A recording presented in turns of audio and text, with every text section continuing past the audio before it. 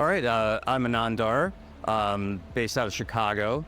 Huge Chicago Bears fan, which is a good and a bad thing because obviously we've had our troubles over the last few years.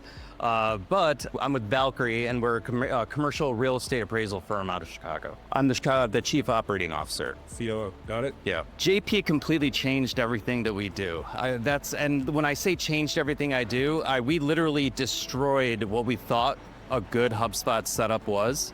And we ripped it out and completely rebuilt it with just a different mindset. So Valcre actually provides a SaaS platform with a little bit of computer-based Excel and Word as well. But what we do is we offer the ability for appraisers to do their appraisals faster, cheaper, and just basically be more efficient.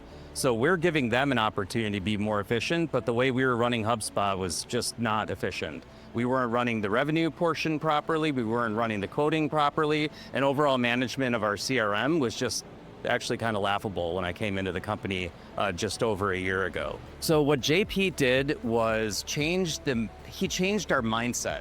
And that is where any partner, in order to keep the dollars of being your partner, they oftentimes will just do whatever you want them to do. They'll build exactly what you say. They don't question what you're saying. They don't offer their opinion, because if you try to, push too hard, you'll push them right out the door. What JP did is said right off the bat, he's like, I came from a sales world.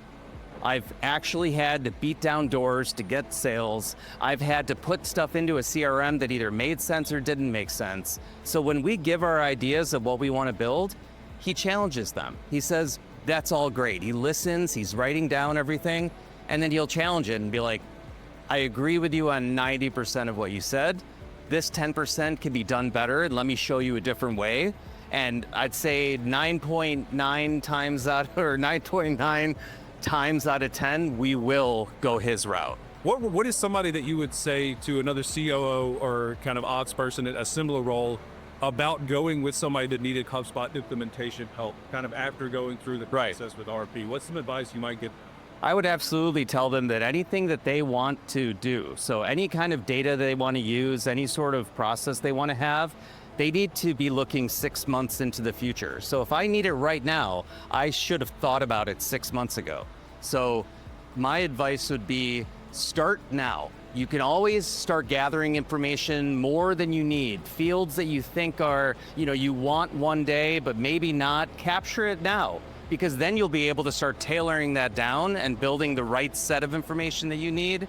But if you don't have a starting point right now, you won't be able to use that information in 6 months. You're always going to be behind. So there's never a better time than right now to really start that. I would say it also has to do with the size of the company. And there's only so many dollars I could throw around when it comes to bringing on a full W2 staff member. There's only so many dollars that can go around, and also I don't have the ability to just take a gamble on one person. With going with a partner like RevPartners, I've been able to bring on essentially a team of people for the cost of bringing on one person.